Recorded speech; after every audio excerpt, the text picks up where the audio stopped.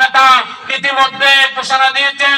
বিএনপির ভারপ্রাপ্ত চেয়ারম্যান তারেক রহমান কর্তৃক ঘোষিত রাষ্ট্র কাঠামো মেরামতের 31 দফার পক্ষে জনমত সৃষ্টির লক্ষ্যে সাতকানিয়া উপজেলার সোনাকানিয়া ইউনিয়ন বিএনপি এবং অঙ্গ সংগঠনের উদ্যোগে এক জনসভা অনুষ্ঠিত হয়। মের 2 তারিখ দুপুর 2টায় সোনাকানিয়া ইউনিয়নের হাতিয়ারফুল বাজার সংলগ্ন মধ্যগারাঙ্গিয়া সরকারি প্রাথমিক বিদ্যালয় মাঠ প্রাঙ্গণত এই জনসভা অনুষ্ঠিত হয়।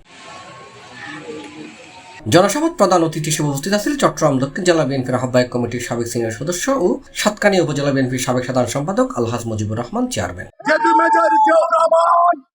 স্বাধীনতার ঘোষণা না করত আমরা আজকে বাংলাদেশ নামে মানচিত্র পাইতাম না। জিয়াউর রহমান না হলে জামাত ইসলাম রাজনীতি করার সুযোগও পাইত না।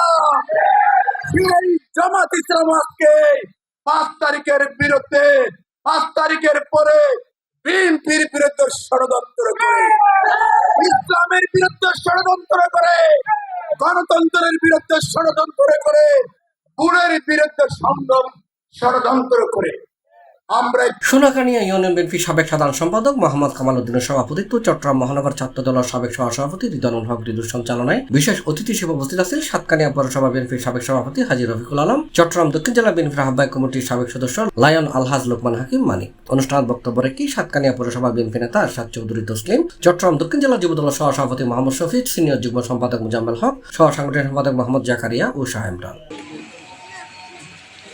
এছাড়া উপস্থিত আছেন সাতকানিয়া উপজেলা স্বেচ্ছাসেবক দলের আহ্বায়ক মিজানুর রহমান, সদস্য সচিব মিজান, পৌরসভা স্বেচ্ছাসেবক দলের আহ্বায়ক মিনহাস, সদস্য সচিব SM রিয়াজ, পৌরসভা যুব দলের সদস্য সচিব শাহজাহান, সোনাকানিয়া স্বেচ্ছাসেবক দলের আহ্বায়ক আলমগীর, সদস্য সচিব মোহাম্মদ কুরশেদ সহ আরো অনেকেই এখানে উপস্থিত আছেন।